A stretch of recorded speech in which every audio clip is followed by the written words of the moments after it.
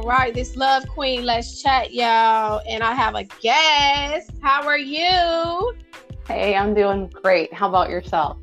I am okay. So tell the people what's your name and about yourself. Hey there, everyone. How's it going? My name is Anna Filippo, and I am a mom of two, Eliana, who is 9, and Jasmine, who is 5. I've been married for 22 years to a wonderful husband. His name is Chris. Um, we are a family that loves music. We love God, and we're trying to just be a family who's being intentional about where our lives are going, where we're currently at, and just trying to enjoy the moment to get through, of course, this pandemic, and have just enjoyed being able to be home more with each other. And of course, we have our moments of struggle, but it's been quite a journey, I'll say. And I work in healthcare too, so that's also a part that can be challenging right now. So we praise you. We praise you. Thank you. I'm not one of those I don't claim myself to be a frontline worker. I have a lot of colleagues that are, of course, but I am in the side of IT and IS. So I am in every clinic at IU. I'm in every hospital in the Frankfurt, Lafayette, and Monticello regions. So I'm out there supporting what all of our healthcare workers use, doctors and nurses, and all your ancillary departments, that software that they use, so all the software solutions that they're using to document in your chart. And I've been with IU for almost 10 years now. I had a stint of time that I left for a little while, but it's been quite a journey there too, I'll say. I've seen a big change in healthcare, of course, as we're moving things toward a more electronic virtual world. But it's also been, a good journey in the way of people are drawing together more. And I think that's a God thing, honestly, where we were seeing a disconnect kind of happening. So that's been great being on that journey, and also challenging, I'll say. So, we have our moments there. But yeah, anyway, I'm happy to be here. Yes, I'm happy you are here. I'm grateful. Yes. And I'm glad you're sharing that story with us, because I just feel like even though you're not seeing patients, but you also have interactions with some of the people that work in the hospital, and that's a big deal too. Also, like, you probably see it, and even coming to work as the thing, as the pandemic changed a lot of things that goes on in the hospital, and you probably see a little bit of stuff, but not, even though you are on the computer and you're still doing a lot to make things happen, and that is still good. Yeah, absolutely. If people have an issue logging in, they're calling us, and I'm supporting the providers on their phone apps that they use. So we moved to such a big technology supported kind of world that it's very overwhelming. So when a new person comes on board, they are really just challenged with, okay, you got to know technology, you got to, be ready to start learning how to use what's called a smart pump, for example, where they used to manually document an infusion that goes into the patient. Now it's all being used through smart pump programming. So they have to scan a barcode, and then that barcode reads and connects the patient to the right pump, and then that pump gets it all into the software. And there's issues that arise, obviously, with technology. So my team and I, we support that, and it's, it has its moments. So we get called to the floor sometimes, and yes, I get to see their face in that moment of stress, or in that moment of, I've got all these patients, let's say, that have COVID, and I actually ran into one of our ICU doctors a couple weeks ago, and I really wanted to know how he was doing. So he was just running downstairs to grab coffee in the physician's lounge, and I looked in his eyes and I saw his exhaustion, and I just said to him, Dr. Ali, how are you really doing? And he said, Anna, it's just so hard right now. I know how to take care of patients, but in a moment of this pandemic, it's you just feel so overwhelmed and exhausted that that you can do the medical part. You've done it for years, and he's got a lot of experience. He's a wonderful doctor. But seeing that, what I told him was, I just wanted to let you know that our family has been praying for you. We stuck your name along, with all the things that you had mentioned and have been mentioning in our prayer box. And so he was so touched by that, just to know that we still care about each other. It doesn't have to all be work. And that's what the pandemic has really changed, in my opinion, for our workplace, our work environment. It's made people care a lot more about each other, and really ask, how are you doing? Yes. Instead of just assuming that somebody's okay. Now it's at the point where you're worried about your like your people that you work with, or even your neighbor, just everybody. You're just worried. Like, are you okay? Even with the kids too. Are you Absolutely. okay? Yes. The kids are dealing with a lot also, and the teachers, everybody, but the hospitals are, that is one that is hit the hardest right now. Even look, it's not, looking at it from the TV perspective, and then you're right there looking and you're seeing it. It's like you have a better eye on it than anybody, like, and it's like, it's sad, it is. But it's sad, and then you have a little joy. You have sadness and joy with it at the same time, because you have more sadness than sometimes joy, because you have people that are not, 1 minute they're here and then 1 minute they're gone. Right. Yeah, and it makes people question a lot. Why is this going on? And for me, the one thing I can say that brings me relief through it. Now, it doesn't make it better, it doesn't make it easier. I'm not saying that, but I get reminded that we have one solid thing in our lives. If you're a believer like me, and that's God, that He's never changing. Yes. And He's always going to be there waiting for you if you need help, if you need strength, if you need that grace or mercy in that moment, or that love that you don't have to give. He's got it all. But all we have to do, and it's just a simple thing of asking, help me in this moment. I can't do it. I don't have the strength. I don't have the love anymore. I don't have what it takes, but in Him we do.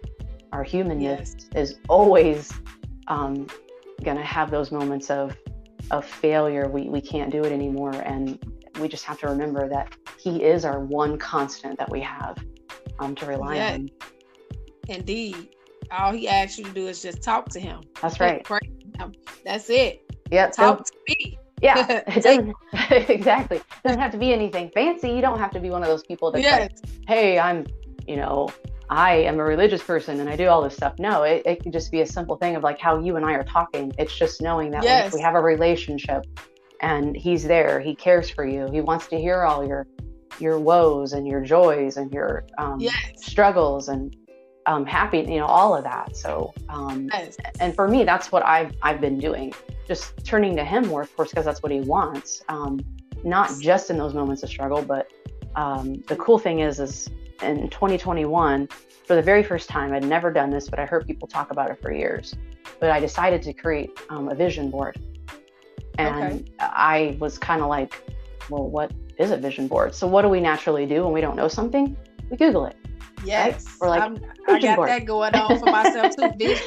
My dream and vision board. That's why I'm doing this right now. The podcast. Yeah. This is one of my things that was on there, and I was excited when, as you mentioned it, not to cut you off, but as you mentioned it is something that you can do, and it can come true. Just knock it down. Yes. That's right. It's that piece of if you have a vision or a goal, what usually happens, and what I was doing for years, is just kind of like, oh yeah, I want to do that at some point. I want to do that at some point.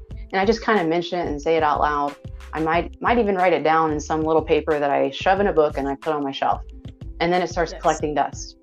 And then you think of it. Something reminds you of it. And you're like, oh yeah, I forgot. I've been wanting to do that. Oh yeah, where's that little thing I wrote down? So what I did is I said, you know what? I'm creating an actual vision board. And it literally was just a white piece of paper. And I started Googling, like, what is a vision board? And I looked up stuff. You know how you do. You look up stuff on Pinterest. You look up stuff on everywhere you can go. And I was like, oh, okay, that's kind of, okay, now I'm getting a vision of what I want. And so I decided to take a heart. So that was my center. And my heart theme. And I actually started praying about this. What do I care about right now? What's important? And what came to my mind was being intentional. And it just was like, what? Okay, what is all this? Okay. So when I wrote down in this heart, in the center, being intentional, and then I kind of wrote a few little messages with it, staying committed and a good steward. And then off of that, I branched 6 other hearts. And they were categories that I wanted to focus on and work on in my life. And those categories were finances, relationships, serving, career, health, and a hobby or personal thing. Mine in particular was music. Okay. So off of that, then I branched other little, so it's kind of like a little heart, and it's a tree. It just has all these branches coming off of it. But on my finances, for example, I decided to write down intentional things that I could do to work on it. My relationships, intentional things, are people that I wanted to just work on our relationship with. Serving, how are the ways that we can serve? And it was really cool. So what I did then is I started looking throughout my 2021 year, which everybody knows it was a hard year, but I started creating little like check boxes when I would accomplish something. So then I could intentionally look back and go, whoa, did I meet that? Did I get closer? And is there another place that I need to get better at? And it's just there. So I have the vision and I look at it every day. So one of my pieces off of there was also about that health part. And for me, health means emotional, physical, spiritual. And so for me, spiritually, I wanted to be able to read through the Bible. Now, it didn't mean, now I remember I've read through the Bible like in various places, like I read a whole book here, a whole book there, but I wanted to go beginning to end and look at it in a different way in my relationship. So I didn't make it through the entire Bible. That wasn't my plan for 2021, but it was at least starting to look at it and then be intentional about having a prayer journal. And in that prayer journal, it would have my Bible readings, notes that I was taking, and then I would have a section of people that I'm praying for. So being intentional about that and writing out who I'm praying for, what I'm praying for them about. And then another section that basically is all the things that I'm thinking about, that I'm thankful for, that I have been praying for, that I'm seeing come to fruition. Okay. So sometimes we forget about that part. And so that's been totally awesome, because right now I'm in 2 Samuel. You know, maybe you're thinking, oh, you didn't get through very much, but I did, because I was also doing some other resources with it along the way. So I got this book that a friend gave to me, and it's called Prayers That Avail Much by Jermaine Copeland.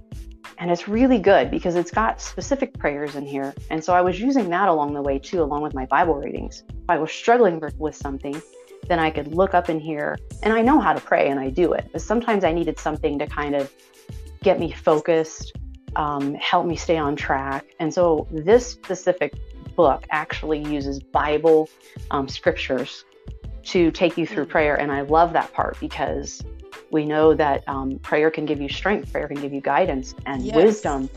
And so that's what I wanted. And so I love that book because I reference it as part of my daily spiritual thing that I'm doing in the morning. So my vision board is a piece of paper that I tuck in half, and it sits in the Bible where I'm at, where I'm reading. And I pull it out, and I just, like I said, keep looking at it every day. And I'm just going, am I working on this? So the cool part is that went from me doing it throughout 2021. And then I started talking to my family about it. And I started talking to my husband, Chris, and we were like, why don't we do that for our family this year? And right now what I have is a family vision board, but it's a prototype. So our plan is we're creating a wall that is going to be kind of like a family blueprint, because we want to help each other be intentional.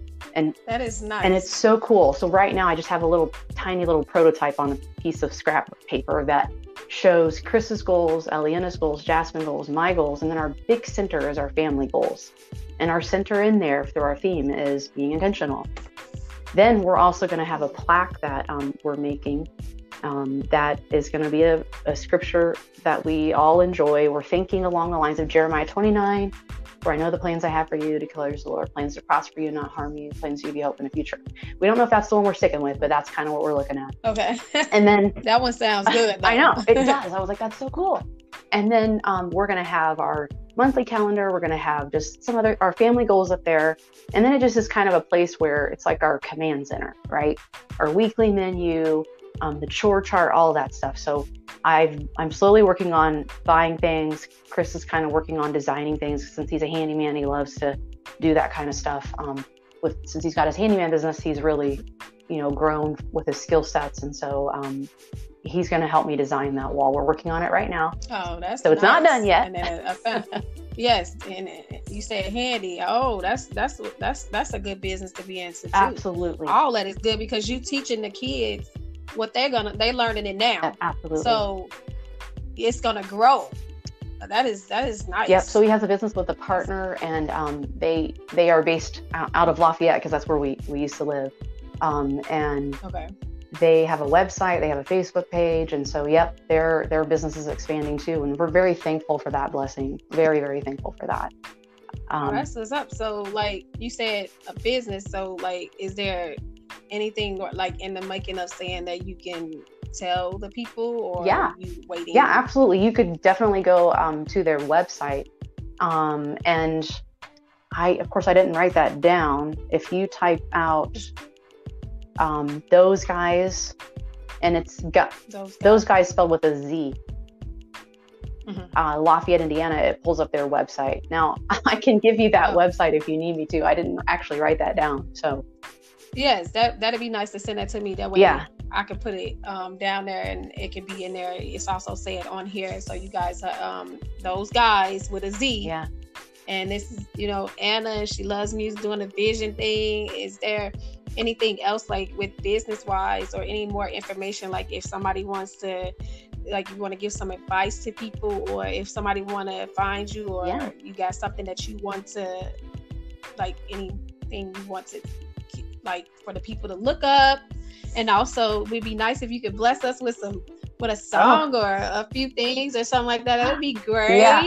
So let them hear that beautiful voice of yours. Thank you. I appreciate that. We do love music. I do get a little shy when I have to sing, but I will definitely, I have a song in mind that I'm going to share, a song that my husband and I wrote together back in 2017. So I'll share a little bit of the song. I don't know. We'll see how it goes. I don't know how it'll sound on this, with this earbud or whatever. It'll be beautiful. But yeah. I'm definitely going to share. I do want to share if there's anybody wanting to reach out to me. I don't really have like my own webpage, but I've got the social media link for Facebook. So that would be facebook.com/Anna Porter Philippou. And that it's my maiden name and my last name together. So it's PorterPhillippou. So that's my link for Facebook. And then I also love essential oils. So I use holistic stuff in our family to help us, medicinally, but also just mood-wise. Their essential oils are good for a lot of great spectrum of things. And that website for my doTERRA website is my.doTERRA, DOTERRA.com / and then it's my name, Anna Philippou, again. Okay. So that is another website that people can go on there to find. If they're just trying to explore essential oils, there's a ton of resources on there to show you how it can help. Yes, and just send me that information just so we can put it in there too also. So that way if they didn't hear right on here, I can put it down inside the information. Absolutely. And they'll be able to find it also when they see it. Yeah, absolutely. And then I'll mention 2 other resources that I think are going to be great along your journey of being intentional. And one of them is a book called Intentional Parenting. And the authors are a husband and wife, Doug and Kathy Fields. And that was another piece that came into play for Chris and I. We're still going through the book. It's a workbook. And their title is like 10 Ways to be an Exceptional Parent in a Quick Fix World. And what I love about it is we just ended up creating, they encourage you to do five themes for your family.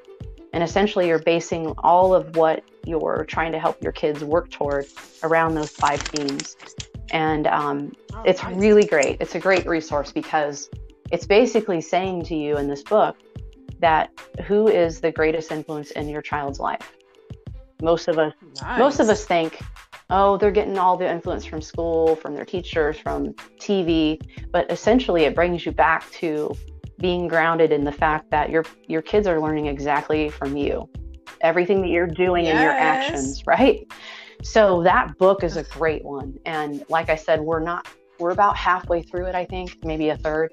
And it's a really great book to get you on that track of helping your family. And, you know, you as a parent, whether you're single or you got a you know, just by your husband and wife or whatever, just that whole family unit and moving in the right direction of being intentional as a parent. So that's a great one. And then also one other one for your finances is a Dave Ramsey program called Financial Peace University. And excellent for getting you on track for getting your finances in order. So you're following along what they recommend, and there's thousands, millions of people that have gone through his program. And, you know, it is a faith-based one. You don't have to do the faith part of it, but there's great pieces to it that I just feel like faith is in everything. I do too. It should be in everybody's, like, it doesn't matter. Like, to me, it should, even if you don't want to follow, but it's a good thing to follow, you know, and whether you are a Christian or like whatever your religion is, you can still be able to look into that, you know? Yeah. Well, and then one thing I was going to mention, like, I was just thinking about, you know, if people said to me, you know, how long have you been a Christian or whatever, if that's what your belief is. And I would say, you know, I accepted Christ probably when I was around 9, but I didn't even know what it was, right? And so for the longest time, I would say from the time I was about like 9 until I was 19, I was what I would look back and call a part-time Christian. I didn't really know what I was doing. I wasn't really being shown fully, like bits and pieces of it. I had people in my life that, you know, were living it, and I still kind of struggled because of my environment that I was in. But then I would say I became a full-time Christian.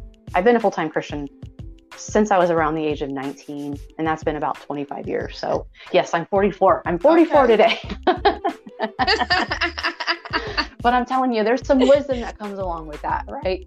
Some things that I've learned along the way that have been good, that, you know, make you a better person. But that's the part about what I'm trying to get at with that is part-time versus full-time.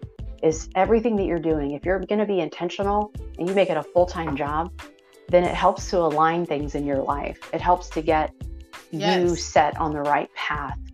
And for me, it's just been a big piece about a discipline, coming back to the real basics of just getting up, spending time with God, working on my health if I'm going to work out, and, you know, putting some time in toward those things that are on my vision board. So I'm making it a full-time commitment. Now, do I beat myself up if I don't get it, if I don't get to it? No, I don't, because but you made effort to do it. That's all that matters. It's progress. And those sometimes could mean baby steps, but they could also mean huge strides that you're making. So if you think of it as in a sense of like an athlete, you know, they're somebody that does something, you know, that they're die hard in on. They're not just getting up and going, I think I'll just do it today. No, if they're like working toward a goal of like, I'm going to be in the Olympics, you know that they're probably dedicating 8 to 10 hours a day of their life toward that. So we have all this time in the world, but you know what we end up doing? We're in a technology challenged world, in that I have to make sure that I'm intentionally setting a timer to make sure that my kids aren't over spending their time on electronics or TV or their Kindle. Oh, come on. I'm trying to work on that now. Yes. I tell them that every day, and it's not easy, especially now with the pandemic. It really is not easy. And it's like, I had a moment where I was getting on Quali so hard. Yeah. I was in cause I work home now. So it was like, I walked in there and I forgot he already had told me that he didn't have no Zoom that morning. So I walked in and I was like, you about to miss school. And then I had, in the process of me going into a whole list of why you need to wake up, why you're smart, this and that. And I had to stop myself and I had to tell him I was sorry. And I had to hug him.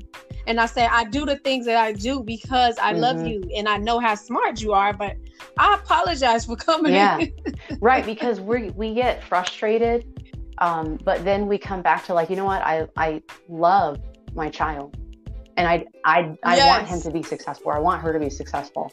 And the thing is like, where I hold up a standard for myself of, you know what, if I'm telling them that they only get so much time, then I have to be willing to show that through my actions too. If I can't be on my phone 100% of the time and then expect them not to be, that's right? true. I ain't even thinking like that. That is true. And that has been huge for me. Yes, that is. And especially like now, when I'm getting into the podcast and I'm into the beauty society thing, and it's like I'm finding myself on it more than I used to, because I have to stay focused on this, post this picture, do this, do that. But I can say this at times. We take a moment from out at the table, definitely.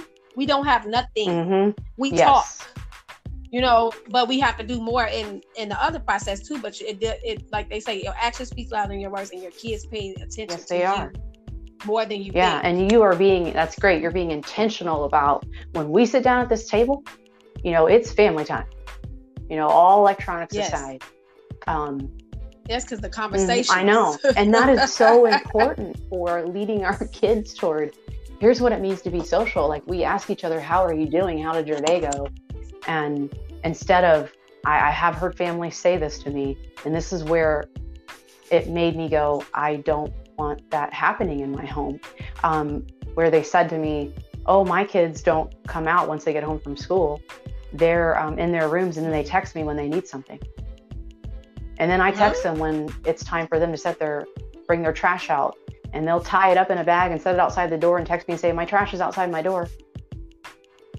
That's not communication. And I'm like, that's not, when do we come to that point? No, whoa. And I'm not being judgmental. I'm just saying, for me, it makes me go, wait a second. I don't want my kids doing that. I do want us to communicate. Now, there are times you're going to do that. I mean, we use that method when somebody's sick. Nobody wants to go into the room. Yes. Or sometimes I use that method for, like, when I can't talk to them because I'm on the phone and working. But other than that, after that, it's like, and they take advantage of that time when they can talk to me. They do, because we do a lot of engagement. Like, my thing is, I love to talk. Like, I want you to communicate. And I had this conversation with my son earlier when we was in the bathroom, like, not in the bathroom like that, but I was standing in front of the mirror with my hair. And he asked me, can he use my Facebook page, because he, they got a thing where he can't get on to this. I said, let me tell you something. You know, how do I feel about social media? It's like, I didn't have certain things until I was like in college, my first year in college. And I'm like, the reason why I say this, son, and you already know, and it's not going to change, is because I feel like you have me as a communication. You don't need to communicate with the public. You don't need to communicate on social media. You have me. I can communicate with you right here. Whatever your problem is, whatever anything is going on. And then I don't want you to get involved in that social bullying. You know, or somebody bullying you, or you go to vent on there about every little detail when I'm right here. Yeah. I'm right here. Exactly. Yeah. So you're trying to be an intentional parent about protecting, and we are trying to do the same. We have to be that way in this day, in today's world, because we didn't have the convenience when I was a child to carry a phone with me. We would be gone for hours. Our parents kind of knew where we were at, but it was more like, oh, well, if they want to call me, they're going to call my friend's house to a landline phone. Telephone. And they might catch us outside, but we might be out in the woods climbing a tree. So what happened to that? Yes. So it's just, if you or you had a curfew, or you had a time where you better be back at this time, or you better be at your friend's house at this time, and somebody better call me to tell me when you leaving, and then I call her the parent to tell the other parent that you made it home. Right. It was all like just a different kind of world. And now, you know, we have to be scared today of the fact that our kids could be on a device and somebody could somehow figure out how to ping their web address and find where they live. I mean, I told my son that, especially about TikTok. He said I don't have social media. He was on his iPad using TikTok, videoed the whole house. I said, what is wrong with you? And he probably didn't know the danger. You know, and he ain't supposed to have it, but he didn't supposed to have it anyway. He was sneaking, already hiding it. Like he's into coding and all that stuff. So he knows how to do certain things, but we work on that, because if you're going to deal with this, we have to have respect. And this is the reason why. If you can't handle it, the responsibility of having this type of electronic and this and that, you only be subject to your school stuff, and you can't do it on the school stuff. Responsibility, it comes with it. I don't want it. You have all the time in the world. Like I told him, you have time. It will still be there. You can wait. And then you need to learn how to use it. And still in that moment, when you are in my house or somewhere, I don't need you to be doing all that. Yeah. No. Yeah. And we are, you know, their guidance. We're their mentor or coach to lead them to understand all of that, how to stay safe. And yes. We know that we made mistakes, and so we're trying to help them avoid making the same ones too, right? Yes, which mistakes is, and you make them every day. It's the process of learning from. I have been told you will learn, you will still learn, no matter how old you are. You are capable of learning new and old things. You are capable of making mistakes, and still will make mistakes until the day that you are. That's right. Till you gone. Like you still, it's just a part of life. You learn from them. If you ain't learned from a mistake or or if you ain't done something that you haven't learned from it or made a mistake, you ain't lived. Something you ain't learned something. You have to make a mistake to learn something. You have to learn something to make a mistake. That's right. All of exactly. There was a phrase that I heard that I actually really like. It's I don't even know who wrote it. Mistakes are proof you are trying. You know, just a simple little thing. Say that one more time. Say that one more time. Mistakes are proof you are trying. That is so true. Like, man, ain't it? Man, mistakes are. Yes, that's a good one. It is. That's a good one. I mean, you guys, Anna has been just. A lot of stuff has been said. I hope you guys are listening so well, because this is some good stuff right here, y'all. And she's not getting out of here without blessing us with a beautiful voice. Y'all have to hear her. Oh my goodness, this lady right here, she has it all. Go ahead, Can you hear Anna. That? Yes, we can hear everything, Anna. So this song is called, I don't know, Thank You, maybe. I never gave it a title, but it is a song that my husband and I wrote. And it's basically just thanking God, right? So here we go. You breathe life into my soul. Every ounce of me, only you know. Loving me right where I am. Pull me close in the palm of your hand. I want to thank you for your love. Lord, I want to thank you for your mercy. I want to thank you for your sacrifice. Thank you for giving me life. Every step that I take, you're with me each and every day. Oh, without you I would be lost. Thank you for paying the cost. Oh, I want to thank you for your love. Lord, I want to thank you for your mercy. I want to thank you for your sacrifice. Thank you for giving me life. Lord, I want to thank you for your love. I want to thank you for your mercy. I want to thank you for your sacrifice. Thank you for giving me life. Thank you for giving me life. Thank you for giving me life.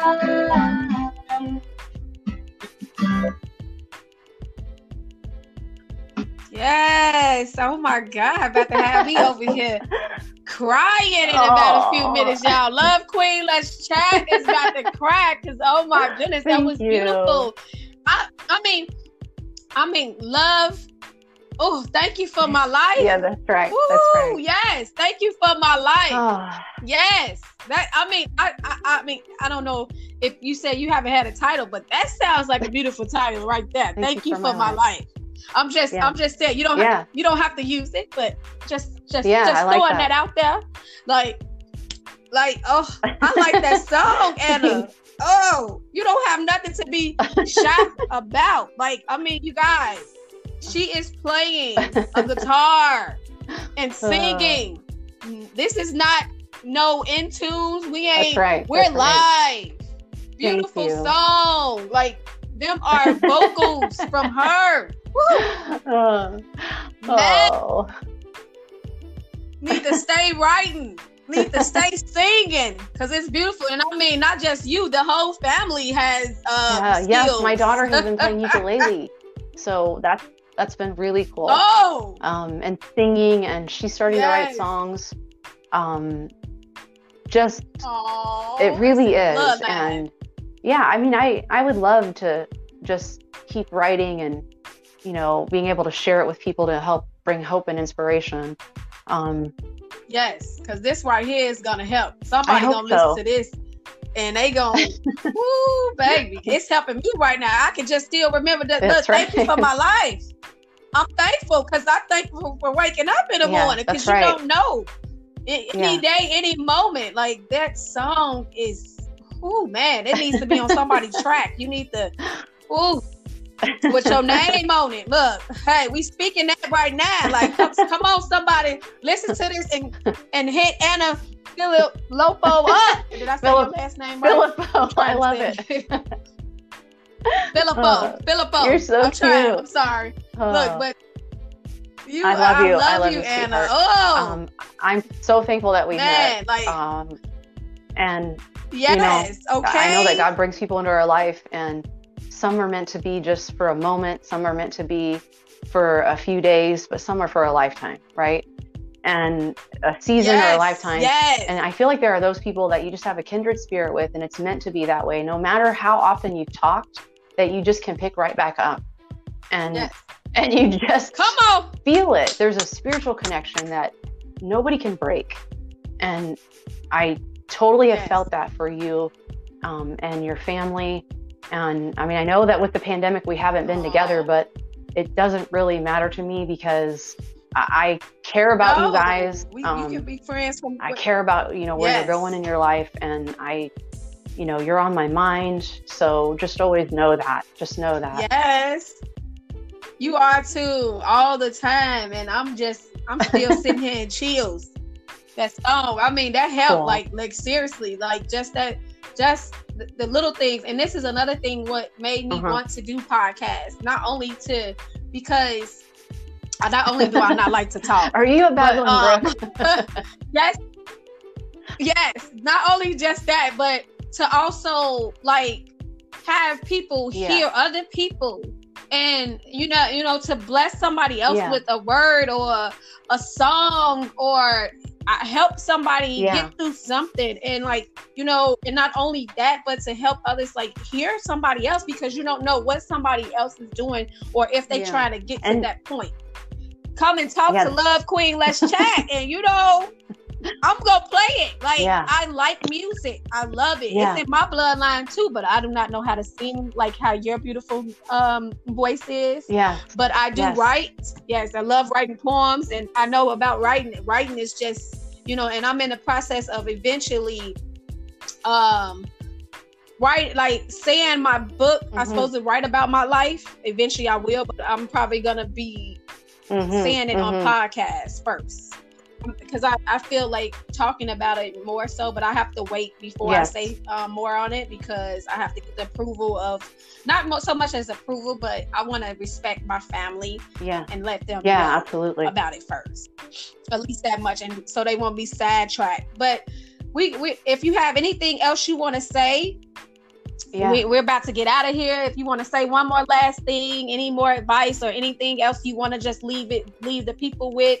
let that. If you don't, then I'm gonna play my song and we can just say all I would say is wherever you're at in life, just trust that God has you.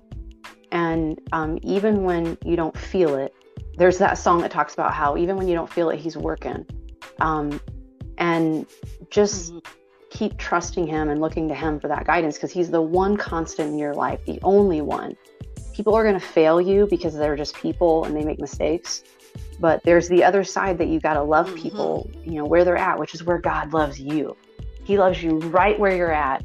And that was kind of the premise of that song that I shared, that, he breathes that life into my soul. He's the only one that knows every ounce of me, but he loves me right where I am. And he holds me in the palm of his hand. That's that whole first verse that we wrote. And it just speaks to God's heart and his love for you. So I would just encourage you to keep on that journey.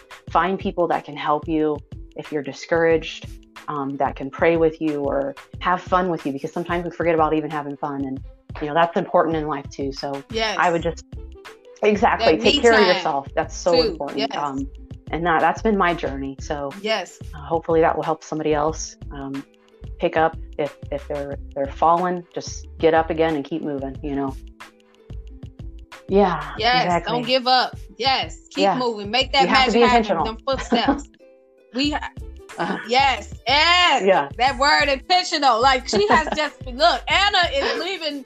Listen, footsteps on this podcast, y'all. Footsteps towards a journey. Like whatever journey you're going into, don't give up. Keep going. You don't have to give up, because guess what? Every day that you take a breath, every day that you wake up in the morning, you can set those dreams. You can set those goals, those visions. It can happen. You are the only one that can make that happen. Yes. And then not only that, God will help you make that happen. Absolutely. Yes. Anna. Yes. And this is Love Queen. Let's chat, y'all. Thank you, Anna, for coming on here and just. Thank you. I appreciate it. Leaving us with some magic. Let's dance it out right quick.